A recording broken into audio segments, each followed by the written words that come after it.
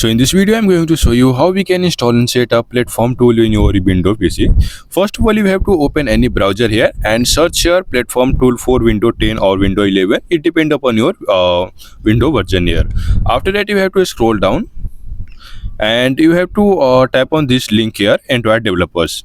After that, again wait for loading here. And again scroll down here, you can notice here it's available for Windows, for Mac and for Linux. So if you using Windows, then you have to tap on Windows, then again scroll down here and tap on this I have read and agree.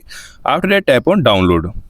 So it will take some time here. After that, open this file here, then after that extract this zip folder here, tap on extract. After extracting this type of file appear here, so open this file one time and copy this folder here.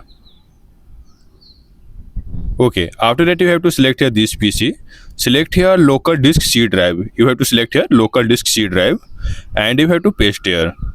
After that, you can easily flash any software here. If you want to flash any recovery file, if you want to format your data, like all these things you can perform by the help of platform tool. So simply you have to open platform tool, tap on here and remove everything here, and you have to type here cmd. After that, you can perform any command here. That's all about today's video. Thanks for watching. If you got this video helpful, like this video and subscribe this channel.